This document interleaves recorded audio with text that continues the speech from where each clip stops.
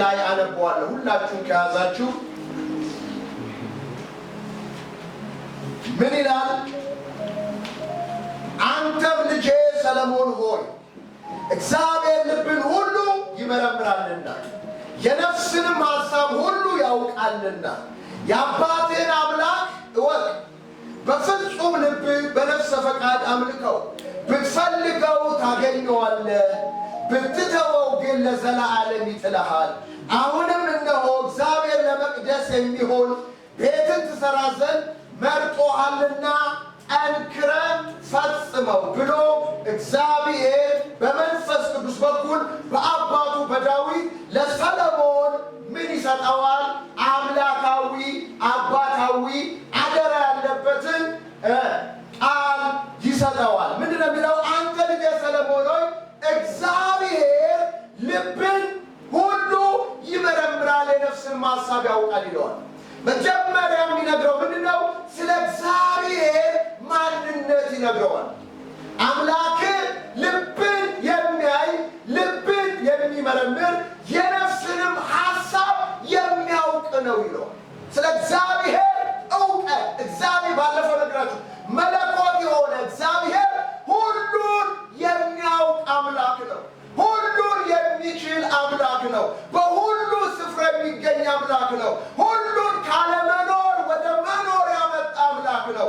እርሱ ኤልሻዳይ ነው። እርሱ የዘላለም አምላክ እግዚአብሔር ልብን ይመረምራል አለው። ኩላሊትን ይፈትናል አለው። ስለዚህ ይህ እግዚአብሔር ማንነቱን ከነገረው በኋላ ይሄንን አምላክ እወቀው አለ። አሜን። ምን አድርገው? እወቀው። ማንነቱን አምላክን እወቀው።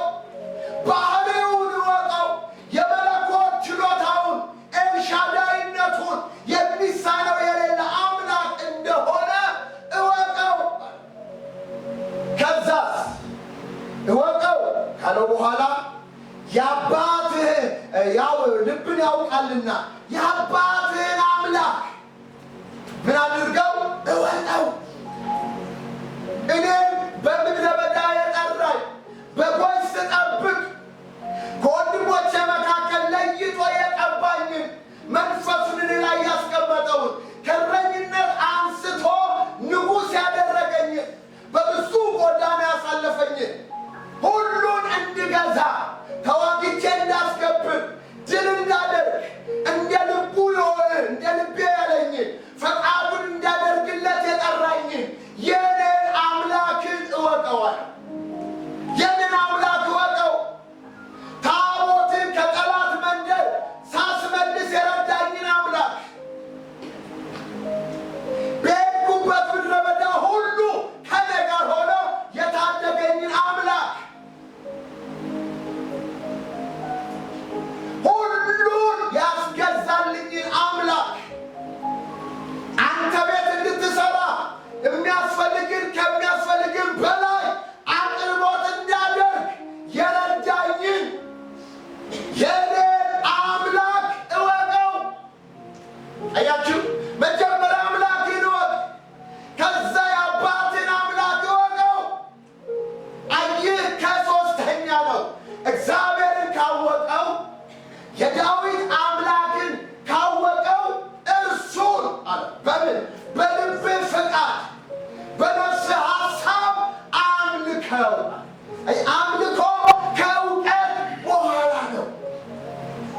አምልኮ እግዚአብሔርን ሳያውቁ አይደለም። አምልኮ እግዚአብሔርን አውቆ ነው። ማንነቱን እወቀው። ልብህን ይመረምራል፣ የነፍስን ሐሳብ ያውቃል። ይህንን እግዚአብሔርን እወቀው። የአባትህን አምላክ እወቅ። ከዛ ቀጥሎ ነው በፍጹም ልብህ በፍጹም ነፍስህ አምልከው። እያችሁ አምልከው። ብትፈልገው ታገኘዋለህ፣ ብትተወው ግን ይተውካል ብሎ ነገረው። ክብር ለኢየሱስ ይሁን። ሲበደም አሜን በሉ። እግዚአብሔር አዋቂ ነውና እወቀው። አዋቂውን አውቀኸው አምልከው። በፍጹም ልብ ብሎ ይናገራል። ለምንድን ነው ስትሉ መጨረሻ ሰለሞን ጠቢብ ተብሎ የተነገረለት ማስተዋል ጥበብ የተሰጠው በመጨረሻ እግዚአብሔርን በድሎ የካሞሽን የከናናውያንን የኬጢያውያንን አምላክ ሲያመልክና ለነርሱ ጣዖት ሲያቆምና ያ የተወደደ ይዲድያ የተባለለት ሰሎሞን እግዚአብሔርን ሲያሳዝነው እንመለከታለን። ስለዚህ ስሙ፣ ለምንድን ነው ርዕሴን እግዚአብሔርን ለማምለክ እርሱን ማወቅና መምረጥ አለብን ያልኩት? እግዚአብሔርን ለማምለክ እርሱን ማወቅና ከዛ ቀጥሎ መምረጥ አለብን። ለምን ሲባል በኋላ መጣበታለሁ። ሰይጣን እንዲታወቅ አይፈልግም። ሳይታወቅ በመጋረጃ ውስጥ ተደብቆ መመለክ ነው የሚፈልገው። ስግደትን ይፈልጋል፣ አምልኮን ይፈልጋል፣ ክብርን ይፈልጋል። ነገር ግን ማንነቱ ታውቆ እንዲመለክ እንዲሰገድለት ሰይጣን አይፈልግም። ለምን? የጨለማ መንፈስ ስለሆነ፣ የዚህ ዓለም ገዢ ስለሆነ ሰይጣን ራሱን ሰውሮ ነው መመለክ የሚፈልገው። የብርሃን መልአክ ሳይሆን የብርሃን መልአክ መስሎ ተገልጦ ነው ለሰዎች እንዲያመልኩት የሚፈልገው። አንደኛ ቆሮንቶስ 8:5 ላይ የሚል ቃል አለ። መቼም ብዙ አማልክት ብዙ ጌቶች አሉ ይላል። አይ በምድር ላይ ጳውሎስ በነበረበት ዘመን መቼም ይልና ብዙ አማልክቶች ብዙ ጌቶች አሉ ይላል። በሰማይም በምድርም ምንም ብዙ አማልክት ቢኖሩ ብዙ ጌቶች ቢኖሩ ለእኛ ግን ይላል ለክርስቲያኖች ሲበለም አሜን ወርስ ለእኛ ግን ወርስ ትገቡት እስቲ ለእኛ ግን ይልና ሁሉ በእርሱ በኩል የሆነ በአብ በኩል ሁሉ በእርሱ በኩል የሆነ እኛም ለእርሱ የሆነ አንድ አባት አባለን ይላል። ከእንደገና ደግሞ ሁሉ ነገር በእርሱ በኩል የሆነ እኛም ደግሞ በእርሱ በኩል የሆንን አንድ ጌታ አለ ይላል። አሜን አያችሁ። ለእኛ ግን አንድ ጌታ አንድ አምላክ አለ። ስለኛ ግን አንድ ጌታ አንድ አምላክ አለ። በሉ እስቲ ድገሙት እስቲ። እንዴት የሆነ? ሁሉ በእርሱ በኩል ሁሉ በአብ በኩል ለእኛ የሆነልን አንድ አምላክ፣ እኛ ደግሞ በእርሱ በኩል የሆንን ለእኛ በእርሱ በኩል የተኮነልን አንድ ጌታ አለ። ማንም ይባል ኢየሱስ። ስለዚህ ብዙ አማልክቶች ቢኖሩ ብዙ ጌቶች ቢኖሩ ለእኛ ግን አንድ ጌታ አለን፣ አንድ አምላክ አለን። እስቲ በደም አሜን ወርስ። ይሄንን ምን ማድረግ አለብን? ማወቅ አለብን። የምናመልከውን አምላክ ማወቅና መርጠን ማምለክ አለብን። ስለዚህ ክርስቶስ ኢየሱስ ትዝ ይላችኋል ዮሐንስ 4:22 ላይ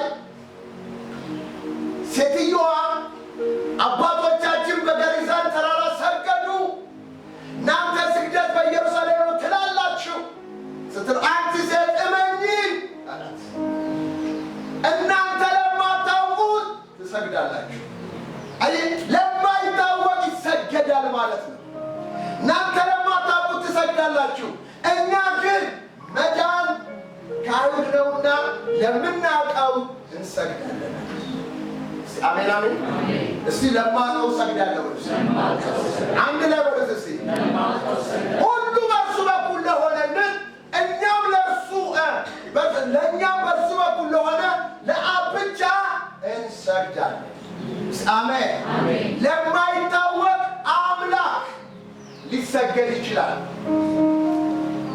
እኛ ግን አሜን ስቱን አሜን አሜን እና ደግሞ አቋም ነው ታውቃለህ እኛ ግን ለሞተልን በደሙ የተቤዠን አይደል አዳኝነቱን ንጉሱነቱን ለፍጥረት ሁሉ እንሰብካለን አዎ ሃሌሉያ አያችሁ እግዚአብሔር አምላክ አንድ አምላክ በክርስቶስ ኢየሱስ እንድናመልከው የጠራን ምንድነው ቅዱሳኖች ነን ሐዋርያት 17:23 ላይ ጳውሎስ ለአቴና ሰዎች ምን አላቸው የምታመልኩትን እየተመለከትኩኝ ሳልፏል ሁለቱ የሥራ ባልደረቦችን በአቴንስ እየጠበቃቸው እያለ ከተማ ውስጥ ወቅ ሲያደርግ ለማይታወቅ አምላክ ተብሎ የተጻፈበት ጽሑፍና ብዙ ጣዖቶችን አየና መንፈሱ ተበሳጨ ይላል ምን አለ እናንተ ሳታውቁ የምታመልኩትን እኔ እነግራችኋለሁ ምን ሳትሉ በሉልኝ ሳታውቁ የምታመልኩትን እኔ እነግራችኋለሁ አለ ክርስቶስ ምን አለ እናንተ ለማታውቁት ትሰግዳላችሁ ስለዚህ ሳይታወቅ መለኮትነት የሌለው የአምላክ ባህሪ የሌለው ሰውን በስውር አይናቸውን አጨልሞ አምልኮና ስግደት ይቀበላል እግዚአብሔር ከምድራችን ይገለብጠዋል እግዚአብሔር ከቤተ ክርስቲያን ይገለብጠዋል እግዚአብሔርን አውቀን እናመልከዋለን ክብር ለኢየሱስ ይሁን እስቲ በደም አሜን ወርስ አሁን እንግዲህ ተመልከቱ በብሉይ ኪዳን ኤሎሂ ወይንም ያህዌ አምላክና ጌታ የሆነ በብሉይ ኪዳን እግዚአብሔር ራሱን ምን ያደርግ ነበረ ይገልጥላቸው ነበረ አምላካችሁ በደንብ ታውቁታላችሁ ዛሬ እውቀታችሁ ይጨምራል አውቃችሁ ታመልኩታላችሁ አውቃችሁ ትሰግዱለታላችሁ አውቃችሁ ትወዱታላችሁ አውቃችሁ ትገዙለታላችሁ አውቃችሁ ትታዘዙታላችሁ አውቃችሁ ወደ እርሱ ትጸልያላችሁ ስለዚህ እግዚአብሔር በብሉይ ኪዳን የሚገለጥባቸው መንገዶች ነበሩ ለምሳሌ ከሚገለጥባቸው መንገዶች አንዱ በምንድነው በእሳት እግዚአብሔር ይገለጥ ነበር በምን አልኩኝ በሉልኝ በእሳት ይገለጥላቸው ነበር ኮሬብ ተራራ ላይ ትዝ ይላችኋል ኮሬብ ተራራ ላይ በቀንደ መለከት በነጎድጓድ በመብረቅ ሲገለጥ ኮሬብ ተራራ ላይ ጨሰች ይላል ኮሬብ ጨሰች ይላል ከጨሰች በኋላ ዘዳግም 4:15 ላይ እንዲህ ይላችኋል እግዚአብሔር በእሳት ሲገለጥ ከእሳት ውስጥ ሆኖ ሲናገራችሁ ድምፅ ሰማችሁ እንጂ መልክ አላያችሁ የማንንም ምስል ጣዖት አድርጋችሁ አቁማችሁ ሰግዳችሁ እንዳታመልኩ ተጠንቀቁ አላቸው በኮሬብ ተራራ እግዚአብሔር የተገለጠው በምንድን ነበር በእሳት ነበር ከእሳት ውስጥ ሆኖ ምን አደረጋቸው ተናገራቸው ሁለተኛ እግዚአብሔር በብሉይ ኪዳን የተገለጠው በምንድን ነው በዳመና ውስጥ ነው የተገለጠው ዝላጆን ሙሴ ምንድን ያለው ካንተ ጋር ሲነጋገር ህዝቡ እንዲሰማ እንዲያምኑብህ በታላቅ ዳመና እመጣልሃለሁ አለ ስለዚህ እግዚአብሔር በብሉይ ኪዳን በዳመና ምን ያደርግ ነበር ይገለጥ ነበር ከተገለጠው ዳመና ውስጥ ምን ይወጣል ድምፅ ይወጣል ከተገለጠ እሳት ውስጥ ምን ይወጣል ድምፅ ይወጣል ትዝላችኋል ለሙሴ እሳት ወጣደ ቁጥቋጦ ይነዳል ቁጥቋጦ ይነዳል ነገር ግን ቁጥቋጦ አይቃጠልም ይህ ራይ ምንድነው ብሎ ሲጠጋ ከእሳት ውስጥ ሆኖ እግዚአብሔር ተናገረ ይላል ከምን ውስጥ አንድ ላይ ከምን ውስጥ ከእሳት ውስጥ ሆኖ ተናገረው ይላል እንደቀረበ ሰው ጫማህን አውልቅ የተቀደሰ ስፍራ ነው ከእሳት ውስጥ ሆኖ ተናገረው ይላል እግዚአብሔር በብሉይ ኪዳን ይገለጥ የነበረው በእሳት ውስጥ ነው ይናገር የነበረው በእሳት ውስጥ ሆኖ ነው ይገለጥ የነበረው በዳመና ውስጥ ነው ይናገር የነበረው በዳመና ውስጥ ሆኖ ነው ትዝ ይላችኋል ዘኍልቍ 12 ላይ በአሮን በሙሴ ላይ ማናማ ሁለት እህቱ አሮንና ማርያም ተነሱበት ይላል እግዚአብሔርም ይላል በዳመና ወረደ ሲበሉ እግዚአብሔር በዳመና ወረደ ከዳመና ውስጥ ሆኖ ተናገራቸው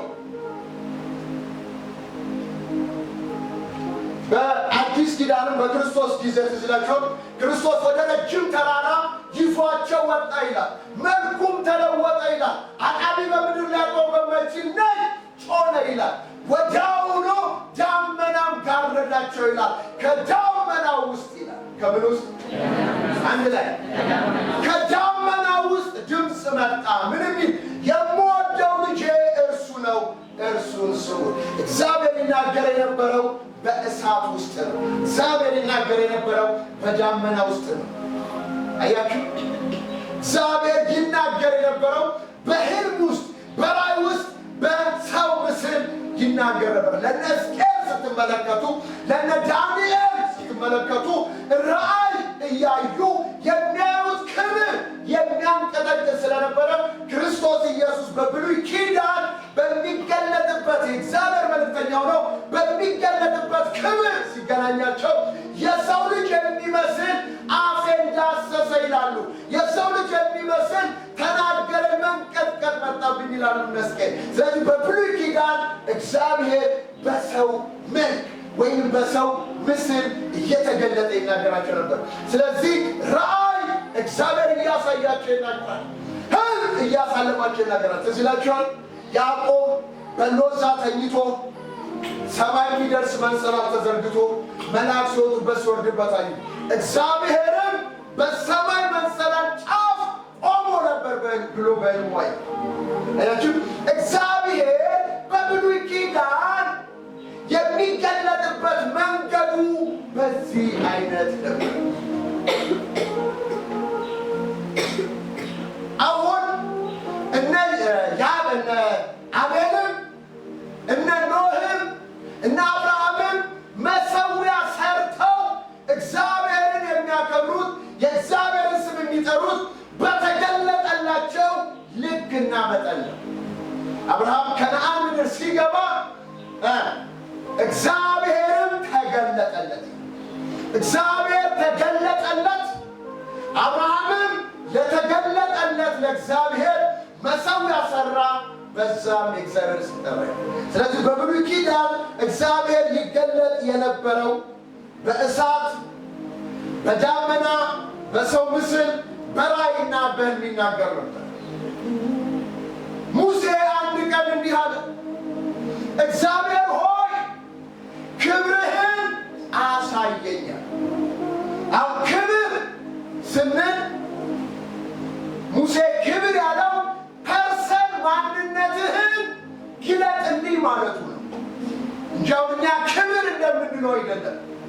10 ተአምራትን በግብፅ ምድር ያደረገ ሰው ነው። ኤርትራን ባህር የከፈለ ሰው ነው። በአለት መጥቶ ውሃ ያፈለቀ ሰው ነው። ውሃ ማራ ሲሆን እንጨት ጥሎ ያጣፈጠ ሰው ነው። ከሰማይ መና ያወረደ ሰው ነው። እግዚአብሔር የተጠቀመበት ሰው ነው። እግዚአብሔርን ስለ ሙሴ ሲናገር በምድር እንደ ሙሴ ያለ ትሑት ሰው የለም። ሙሴ ደግሞ ስለ እግዚአብሔር ሲናገር እንደ እግዚአብሔር ያለ ማንም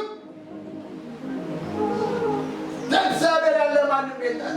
መኖሪያቸው የዘላለም አምላክ። ይሄ ሰውዬ ብዙ ነገር አይቷል።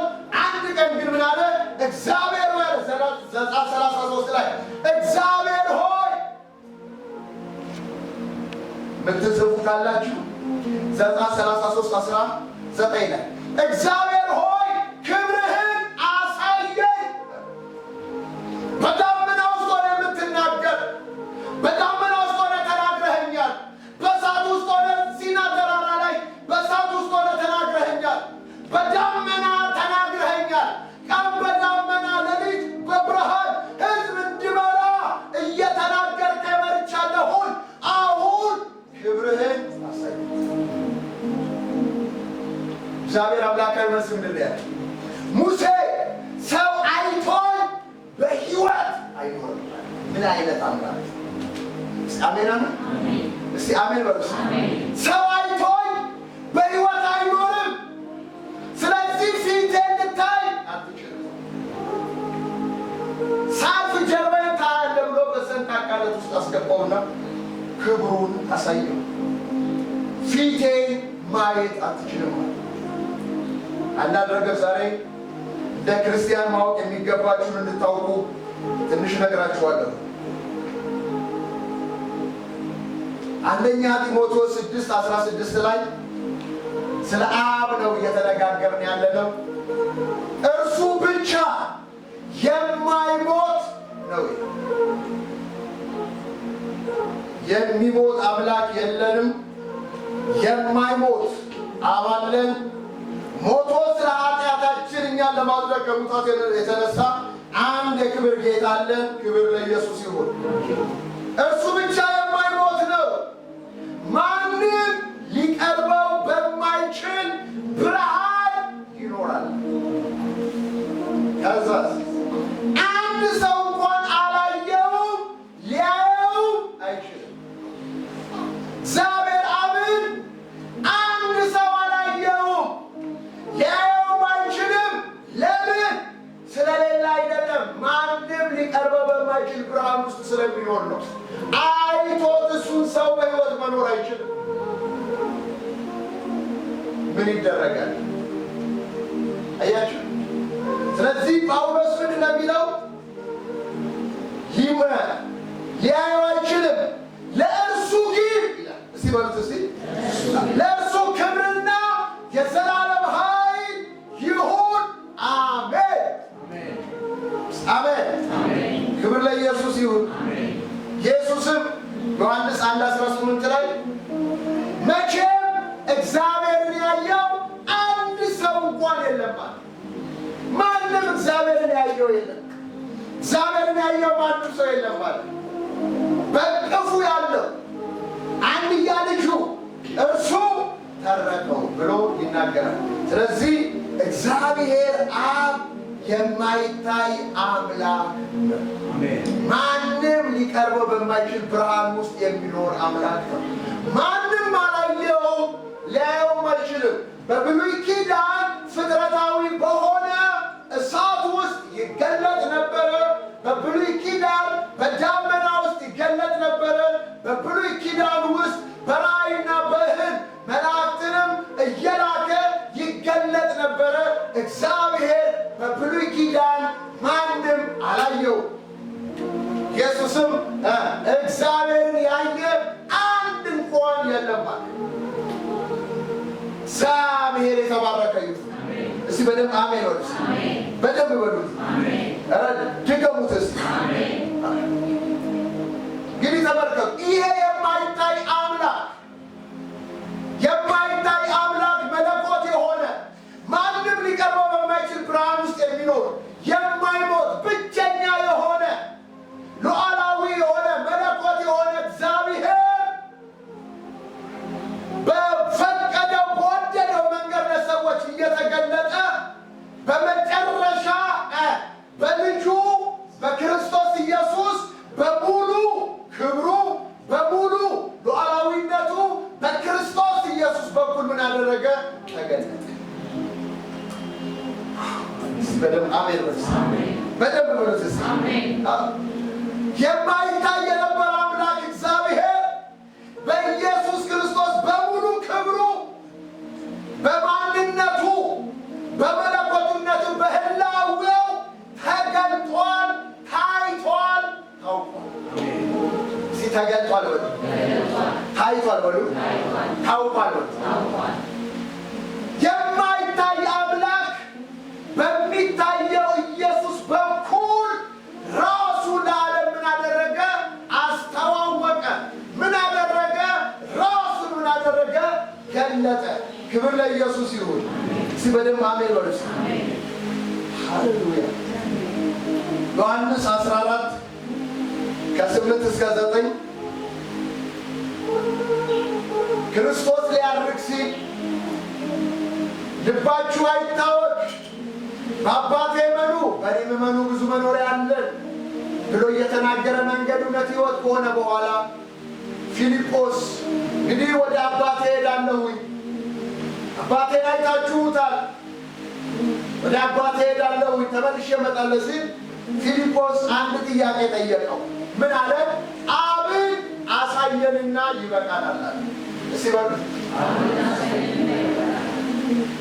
የማይታየውን አብን ማንም ሊቀርበው በማይችል ብርሃን ውስጥ የሚኖረውን አብን አሳየንና ይበቃናል። ኢየሱስ ያለው ምንድን ነው? ፊልጶስ እስከ ዛሬ ካንተ ጋር ስመላለስ እኔን አታውቀኝም ብሏል። በውሃ ላይ ስራመድ እኔን አታውቀኝም።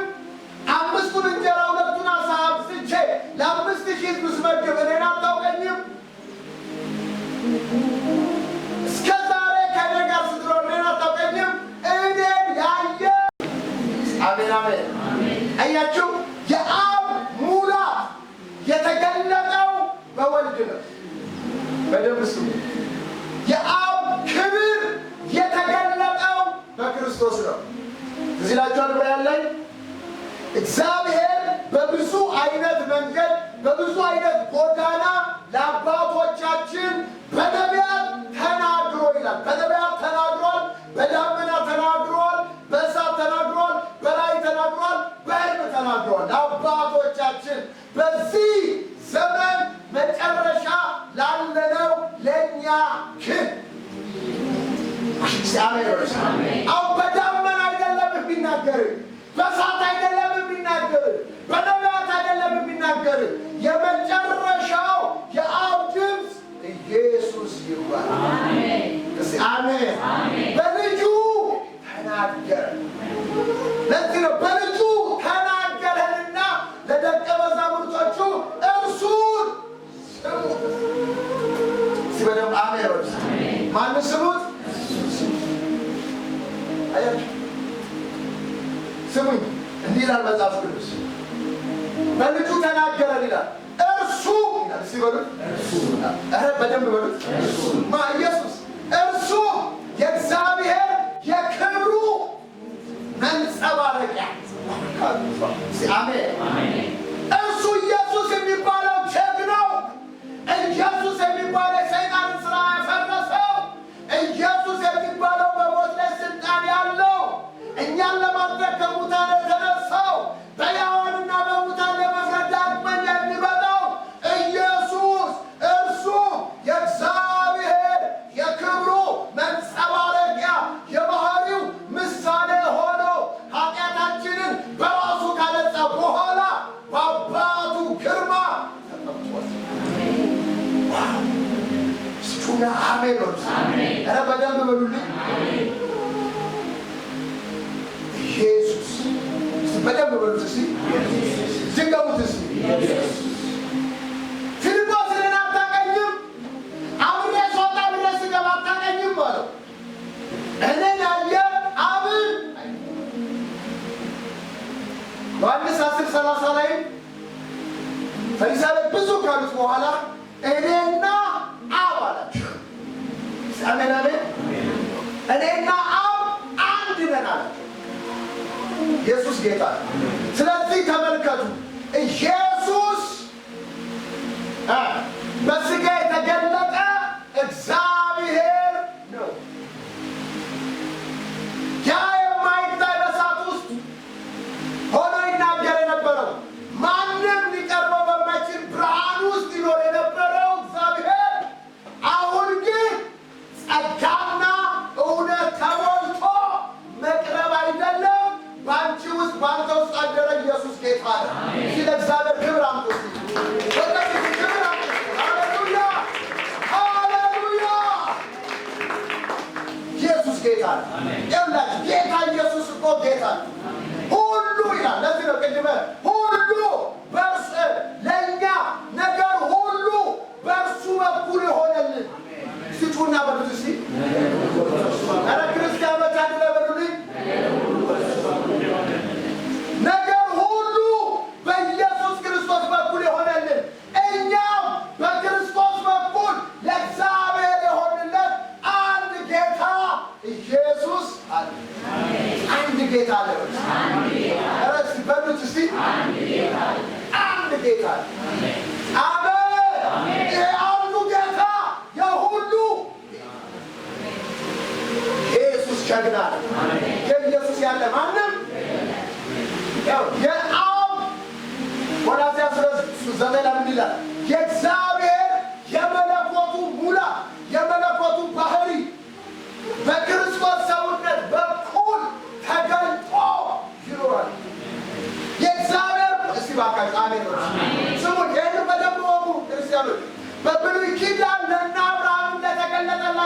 እግዚአብሔር ነው በሰው የሰሩት።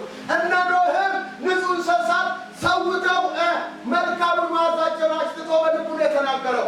እግዚአብሔር በሙሉ ክብሩ በብሉይ ኪዳን አልተገለጠም። በሙሉ ክብሩ የተገለጠው በኢየሱስ ክርስቶስ በኩል ነው። ቆላስይስ 2:9 ምን ይላል? የመለኮት ሙላት ያሉስ ጩና በሉት መንፈስ መጥቷል። ጩና በሉት ጩና በሉት ጩና በሉት እስቲ የመለኮቱ ሙላት አንድ ሳይቀር የአብ ሙላቱ ያ የማይታይ የነበረው እግዚአብሔር ማንም ሊቀርበው በማይችል ብርሃን የሚኖረው አንድ ሲያላየው ያ የማይችል እግዚአብሔር መለኮቱ ሙላቱን በክርስቶስ ሰውነት በኩል ይዞት ወደ ምድር ምን አደረገ? አሁን አንተም አንቺም እኔም ብናውቅ እግዚአብሔር አለማወቃችንን ያንስ። ጩና ሲበለም አሜን በሉት። በደንብ በሉልኝ። ይሁን ስሙን ሆሴዕ 4:6 ላይ እንወቅ እናውቀውም ዘንድ እንከተለው እንደ ወገግታ ብርሃን ተዘጋጅቶ እንወቅ። የመለኮት ሙላት በሰውነቱ ተገልጦ ይኖራል። እኛ በሉት በክርስቶስ ኢየሱስ በኩል ሆነን ተሞልተናል። ምን ድል ባደረገ? ኃይላትን ስልጣናትን ድል ባደረገው በእሱ በኩል ነገር ሁሉ በእሱ በኩል የሆነልን ሙላት የሆነው በክርስቶስ በኩል እስቲ አሜን። ጌታ ኃይላት ስልጣናትን ጌትነትን ድል ባደረገው በክርስቶስ ኢየሱስ ሆነሽ ተሞልተሻል፣ ተሞልታል። ኢየሱስ ጌታ ነው። ቤተ ክርስቲያን ከክርስቶስ ሙላት እስቲ ጩና አሜን በሉ። በደንብ በሉልኝ። የመጽሐፍ ቅዱስ ከምኑ ተቀብላችኋል? ከሙላቱ ተቀብላችኋል። እስቲ ጩና ከሙላቱ ተቀብያለሁ። በደንብ በሉት እስቲ ከሙላቱ ተቀብላችኋል። በጸጋ ላይ ጸጋ ተሰጥቶናል። ኢየሱስ ጌታ ሲባርካችሁ አሜን በሉ። ጸጋ የማይታየው አምላክ አሁን እየተዳሰሰ መጣ፣ እየታየ መጣ። እስቲ አሜን። ማንም ሊቀርበው በማይችል ብርሃን ይኖር የነበረው አሁን ቀረበ። ጸጋና እውነት ተሞልቶ በመካከላችን አደረ። አያት ያንን የአብ ልጅ ኢየሱስን ያ እግዚአብሔር ሆኖ ቃል ሆኖ ይኖር የነበረውን አይተነዋል፣ ዳሰነዋል፣ ሰምተነዋል። እስቲ አሜን አሜን። አያቸው በዚህ በክርስቶስ በኩል አሜን። እግዚአብሔር አሁን ድልድይ ያደረገልህ ማንን ነው? ኢየሱስን። እስቲ አሜን። በኢየሱስ ክርስቶስ በኩል እስቲ በሉት እስቲ በደንብ በሉት እስቲ በክርስቶስ ኢየሱስ በኩል ያ ስሙ ያ በኤደን ገነት ከሕይወት ዛፍ እንዳይበላ በምትገለባበት ኪሩብ የተዘጋው ያ ኤደን ገነት ያ ቅድስተ ቅዱሳን በመጋረጃ የተሸፈነው ክርስቶስ ሲሞት ኤደን ገነት ያለው ሰይፍ ተነሳ፣ መጋረጃው ክብር ያለበት ተቀደደ። ማንም በክርስቶስ ኢየሱስ በኩል በስጋው ወደ እግዚአብሔር መግባት ወደ እግዚአብሔር መግባት እስቲ በሉት እስቲ ድገሙት እስቲ ወደ እግዚአብሔር መግባት ተችሎናል። ኢየሱስ በእርሱ በኩል ወደ እግዚአብሔር እንድንገባ አደረገን። ኢየሱስ ጌታ ነው። ደረቱና በደንብ በሉት። ስለዚህ ወገኖቼ ይኸው የምናመልከውን፣ የምንሰግድለትን፣ የምንገዛለትን፣ የምንወደውን፣ የምንታዘዝለትን፣ የምንፈራውን ማወቅ አለብን። ዮሐንስ 17:3 ላይ ክርስቶስ ኢየሱስ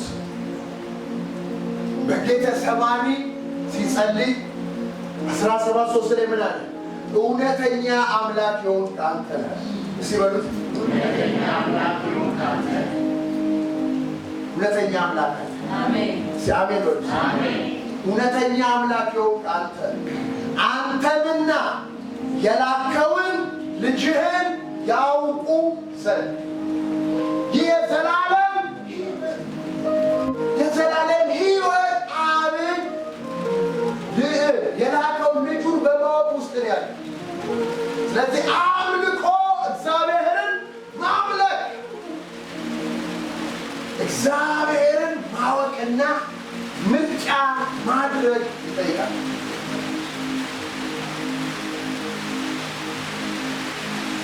እውነተኛ አምላክ ለማምለክ እውነተኛ የሆነውን እውነተኛ ካልሆነው መለየት አለ። እውነተኛ አምላክ አለ። አዎ። ውሸተኞች አማልክቶች አሉ፣ አምላክ ነን የሚሉ። አዎ። ስለዚህ እውነተኛውን አምላክ ለማምለክ እውነተኛውን አምላክ ማወቅና መለየትና መምረጥ ይጠበቃል። መለኮት ያለውን የመለኮት ባህሪ ያለውንና የመለኮት ባህሪ የሌለውን መለኮትነት የሌለውን አታላዩን በስውር የሚያሰግደውን የሚያስመልከውን መለኮት ካለው መለኮት ከሌለው መለየት ያስፈልጋል።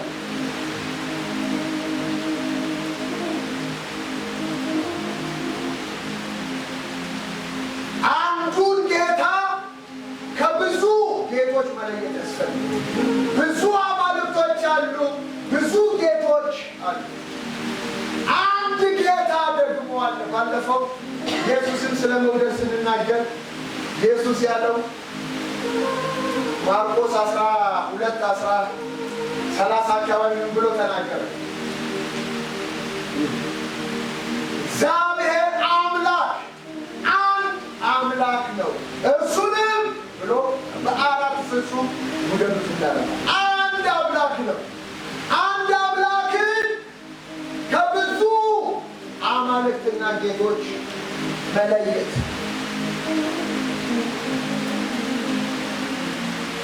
ስለዚህ አሁን በዚህ በኢያሱ ዘመን ወደ መጨረስ መጥቻለሁ። ከኢያሱ ዘመን እዚህ ላይቷል።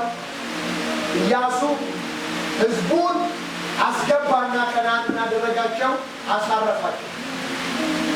መንገድ ላይ ቢሆን ኖሮ ስሙኝ በደንብ ምድረ በዳ ላይ ኤርትራ ባህር ሳይከፈል ምረጡ ቢባሉ እግዚአብሔር ነው። ሲርባቸው ምረጡ ሲባሉ እግዚአብሔር ነው። ርስት ሳይገቡ ምረጡ ሲባሉ እግዚአብሔር ነው። ነገር ግን እግዚአብሔር ለአባቶቻቸው ለአብርሃም፣ ለይስሐቅ፣ ለያዕቆብ የገባውን ኪዳን ከፈጸመላቸው በኋላ ርስትን በዕጣ ካከፋፈለ በኋላ ሊሞት ትንሽ ሲቀረው በ110 ዓመቱ አንድ ነገር አላቸው። በደንብ ስሙ። አባቶቻችሁ በወንዝ ማዶ በግብፅ ምድር ያመልኩት የነበረውን አምላክ አለ። ከእንደገና ከነዓን ስትገቡ የከነዓን ሰዎች ያመልኩት የነበረውን አምላክ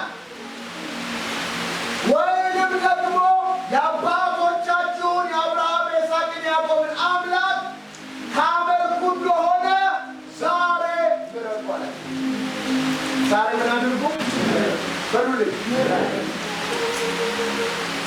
አምላክ ሲታወቅ ምርጫችን አምላካችንን እናደርገዋለን። ምረጡ አለ። እኔና ቤቴ ግን እኔና ቤተሰቤ ግን እግዚአብሔርን እናመልካለን። ከነገር አብረት ዋጋ እግዚአብሔር ነው። ድል እንዳገኝ 32 ነገሥታቶችን አሸንፌ እንደማወርሳችሁ የተገለጠልኝ እግዚአብሔር ነው። የሙሴን አደራ ተቀብዬ እንድፈጽም አይዞ ጠንክር፣ አትፍራ፣ በዕድሜ ዘመን ሁሉ አይቋቋምህም ብሎ የተናገረኝን የፈጸመልኝ እግዚአብሔር ነው። እኔና ቤቴ እግዚአብሔርን እናመልካለን። እናንተስ በግብፅ ምድር ያሉትን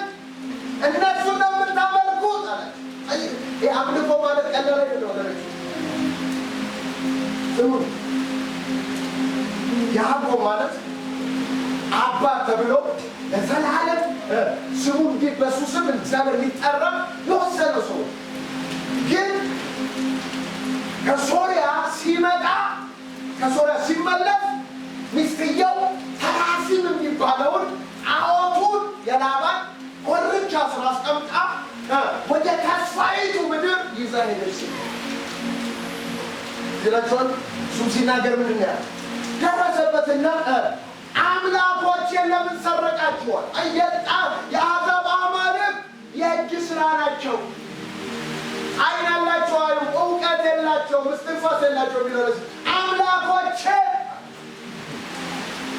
ከሄዱ በኋላ ያዕቆብን አላቸው እግዚአብሔር ተገለጠለትና ቸርነት አደርግልሃለሁኝ ወደ ተወለድክባት ምድር ወደዛ ሂድ፣ በሎዛ የተገለጥኩልህ አምላክ እግዚአብሔር እኔ ነኝ አለ። ያዕቆብን ቤተሰቦቹን ሰበሰበ። ምን አላቸው? በመከራዬ ቀን ለሰማኝ የሄድኩበት መንገድ ከኔ ጋር ለነበረ ለእግዚአብሔር መሠዊያ እሠራለሁ። ነገር ግን አማልክቶቻችሁን አውጡ አላቸው። አውጡ አማልክቶቻችሁን አላቸው። ከጆሮአቸው ላይ ከእጆቻቸው ላይ ከእግሮቻቸው ላይ የደበቁትን ሁሉ አማልክቶቻቸውን አውጥቶ በሴኬም ምን አደረገው? ቀበረው። በሴኬም ቀበረው። ምንም ጣዖቶችን አወጣ። የእስራኤል አምላክ ከጣዖት ጋር የሚመለክ አይደለም፣ ብቻውን ያለ ንጉሳችን እንዳለ ይሁዳ መልእክት ብቻውን ያለ ንጉስ ብቻውን ገዥ የሆነ አምላክ። ስለዚህ ጣዖታቸውን ሁሉ አስቀብሮ ወደ ምን ሄዱ? ወደ ቤቴል። እግዚአብሔርም በቤቴል ተገናኝ ሄዱ። ወገኖች ዛሬ እግዚአብሔር የማይገናኝ የለም ብሎ ታውቃላችሁ? ጣዖቶች አሉ፣ ብዙ ጣዖቶች አሉ በአዲስ ኪዳን። ስለዚህ ጣዖት ማለት ኃይለኛ ነገር ነው፣ ቀላል ነገር አይደለም። አስቀበረ ያዕቆብ ልጆች ተመከ ያዕቆብ 70 ነፍስ ሆኖ ገባ። ሲመጡ 400 ሲመጡ ከ430 ዓመት ግማሽ ሚሊዮን በላይ 600 ሺህ ሆነ ወጡ። ሲወጡ ግን እነሱ ከግብፅ ወጥተዋል፣ ጣዖት ግን ከልባቸው ወጣ። የእስራኤል አምላክ ኤሎሂ ያህዌ የሆነው ምድር ሁሉ የእኔ ነች፣ እናንተም ከምድር ተለይታችሁ ለእኔ የተከበረ ሕዝብ ለርስት የተለየ ወገን ትሆኑኛላችሁ። ለእስራኤል ልጆች ንገራቸው፣ እናንተና እኔ የኪዳን አምላካችሁ ነኝ፣ የኪዳን አምላኪዎቼ ሕዝብ ናችሁ እያለ እግዚአብሔር እየተነጋገረ እያለ ከሙሴ ጋር ፈጥነው ዘወራም ይላል። ምን አመለኩ? ይህ ከግብፅ ምድር ያወጣ ሙሴ ምን እንደሆነ ነው። በፊታችን የሚሄድ አምላክ ስራ ልናል አምጡ ሲላቸው ወርቃቸውን ሰጡት። እጀ መቅረጫ ራሱ እኮ አለ እኮ ማለት ነው። መቅረጫ ይዘው ወጥተዋል። አሁንም ቀረጸላቸው፣ ከዛ እጅ ሰራላቸው። እስራኤል ሆይ ከግብፅ ያወጣችሁ አማልክት እነዚህ ናቸው ብሎ አስመለካቸው። እግዚአብሔር ምንድን ያለ ሙሴ ያወጣው ብዙ ፈጥኖ ስቷል። አሮንም መለለቋቸዋል። ሂዱ ሮቼ የሰሩት ጥጃ ተፈጭቶ ጠጥተው ነው ደግሞ እግዚአብሔር ልዩነት ይለናል። አፍራራ ሌዊ ከላይ አፍራራ ነው ያቅፋል። እግዚአብሔር ክብሩን ለሌላ ምስጋናውን ለተቀረጸ ምስረት እናተኛ ምንድን ነው አምላክ። ስለዚህ ኢያሱ ምረጡ፣ እኔና ቤቴ እግዚአብሔርን እናመልካለን፣ አቋሜ ይህ ነው፣ እናንተ ምረጡ አላቸው። ህዝቡም እግዚአብሔርን ነው የምናመልከው፣ እግዚአብሔርን ነው የምናመልከው አሉ። ሙሴ ኢያሱ ጋር ኖ እግዚአብሔርን እናመልካለን ብላችሁ ጣዖት ብታመልኩ እሱ ቀናተኛ አምላክ ነውና ይበቀላችኋል። ኖ አይሆንብን፣ እግዚአብሔር ኪዳን ገቡ። ኢያሱ 7ኛ መታሰቢያን ከእስራኤል ጋር ሐውልት እዛ ቦታ ቆመ። ኢያሱ በ110 ዓመቱ ሞተ። እንዲህ ይላል ኢያሱ በነበረበት ዘመንና ሽማግሌዎች የእስራኤልን ሕዝብ በመሩ ጊዜ ሕዝቡ እግዚአብሔርን ተከተለ ይላል። ከዛ በኋላ እግዚአብሔርን አልተከተሉም። ግቡና መጽሐፍን ተላሙ። በእግዚአብሔር ፊት ክፉ ሥራ ሰሩ። እግዚአብሔር አሳልፎ ሰጣቸው። ይጮኻሉ፣ መልሶ ምሕረት ያደርግላቸዋል፣ ይመልሳሉ። አንብቡት መጽሐፍን። ሰው ሁሉ በፊቱ ደስ ያለውን ያደርግ ነበር። አያችሁ፣ አቋም ያስፈልጋል። እግዚአብሔር ለማምለክ ነገርናችሁ። እግዚአብሔርን ለማምለክ እርሱን ማወቅና መምረጥ አለ ይላችኋል። በአክዓብ ዘመን ኤልዛቤል እንዳሳተችው እንደ አክዓብ ያለ ሰው የለም ነበር። የሲዶና ኢትባል የሚባል የንጉሥ ልጅ ነች። የሲዶና ሀገር ንጉሥ ልጅ ነች። አክዓብ ከእሷ ጋር ከአሕዛብ ጋር በጋብቻ ተሳሰረ። አመጣት፣ እስራኤል አስቀመጣት። እንዳለ የእግዚአብሔርን ቤተ መቅደስ የእግዚአብሔርን ነገር ሁሉ አፈራርሳ የእግዚአብሔር ነቢያቶችን እያደፈለች እየገደለች 400 የበዓል ነቢያት 450 የሐሰት ነቢያት አድርጋ ጣዖት በጣዖት አገሩን አደረገች። እግዚአብሔር አምላክ እንጂ በዓል አምላክ እንዳልሆነ እግዚአብሔር ያሳይ ዘንድ በዓል የልምላሜ ማኅፀንን የሚያለመልም ዝናብን የሚሰጥ እህልን አዝርዕትን የሚባርክ አምላክ ነው ተብሎ በከናናውያን በጣዖት አገር በሚያመልኩ ስለሚታወቅ የኔ አምላክ እግዚአብሔር ደግሞ በዓል ማለት ጌታ ማለት ነው። ጌታ እኔ እንጂ በዓል አይደለም ብሎ እግዚአብሔር ዝናብን ምን አደረገ? 3 ዓመት ተኩል ዘጋ። ረሃብ በረሃብ ሆኑ። ኤልያስ ከአንደበቴ በስተቀር ጠልና ዝናብ አይሆንም ማለት ሰማይ ቆለፈ። 3 ዓመት ተኩል በዓል ዝናብ አልሰጠም። ረሃብ ሆነ። ከ3 ዓመት ተኩል በኋላ እግዚአብሔር መሆኑን ሊያሳይ ሂድ አክዓብ ተገለጽ፣ ዝናብ እሰጣቸዋለሁ። አያችሁ። ከዛ በኋላ በቀርሜሎስ ተራራ ሰብስብልኝ ብሎ ሁሉን ሰበሰበ። ስሙ፣ የእስራኤል ሕዝብ ናቸው። ኪዳን ያለው ሕዝብ ነው እኮ እግዚአብሔር አምላኩ የሆነለት ሕዝብ ምስጉን ነው፣ የተባረከ የተመሰገነ የተባለ ሕዝብ ነው እኮ። በዓልና እግዚአብሔር ለምርጫ አስቀመጡት። ሲበሉት በዓልንና እግዚአብሔር ለምርጫ አስቀመጡት። ኤልያስ መጣ። ምን አላቸው? ለምን በሁለት ሀሳብ ታለቅሳላችሁ? በዓል አምላክ ሆነ በዓልን አምልኩ፣ እግዚአብሔር አምላክ ሆነ እግዚአብሔርን አምልኩ አላቸው። ሕዝቡም ጸጥ አሉ። ከዛ ቀጥሎ አንድ ለበዓል ኮርማ አንድ ለእግዚአብሔር አቅርበው ሰምቶ የሚመልስ እርሱ አምላክ ነው ሲሉ ሕዝቡ ማለት እግዚአብሔር አምላክ ነው የአምላክ አይደለም እኮ አለ። እውነት ነው ሰምቶ ከመለሰ ያንን አምላክ እንቀበላለን። ታውቃላችሁ፣ የበዓል መሰረት ነቢያቶች ሁሉ አድርገው አልመለሰም። ሁልጊዜ ሰይጣን ምድር የፈርገው ደም ይሰል ዛሬ ሰውነታቸው በካራ እያደረጉ በዓሎች ስማን እያሉ እያነገሱ 3 ሰዓት ሙሉ ዞሩ ይላል። ተኝቶ ይሆናል፣ ሩቅ መንገድ ይሆናል፣ ሳይሰማ ይሆናል፣ ጮህ እያለ ኤልያስ ይላልባቸው። ኤልያስ መሠዊያ ሰራ፣ ረበረበ። በ12ቱ ነገዶች ስም ረበረበ። እግዚአብሔር አንተ አምላክ መሆንክን ይህንን መሠዊያ በስም ማድረጌ እኔም ያንተ ባሪያ መሆንክን እሳት ውረድ ሲል እሳት ወርዶ በለጠ። ከዛ ሕዝቡ ሁሉ እግዚአብሔር አምላክ ነው ብሎ ለእግዚአብሔር ምን አድርጉ? ሰገዱ። አያችሁ፣ በዛን ዘመን ብዙ ኪዳናት ትዝ ይላችኋል። ኤልያስ እግዚአብሔር ሲገለጥለት ምን አለ? ኤልያስ በዚህ ምን ትሰራለህ? በክትክታ ዛፍ ስር እንዲተኛና ተስፋ እንዲቆርጥ አደረገችው። ኤልዛቤል ለምን? በዓሎቿ አማልክቶቿ ስለተለኩ እነርሱ እንደሞቱ ዛሬም ያንተ አንገት ራስህ ላይ አትቆይም ትቆረጣለች ሲል ኤልያስን ፈርቶ ተነሳ። እግዚአብሔር ሲገለጥለት ምን አለው? ምን ትሰራለህ ሲለው እስራኤሎች ቃል ኪዳንህን ትተዋል።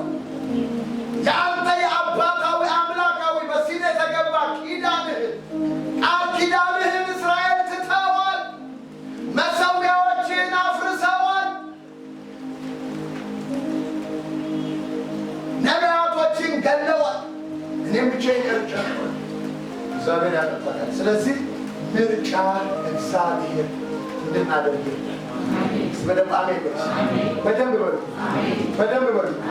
በዚህ ዘመን በብሉይ ኪዳን በዓል ጌታ ነው።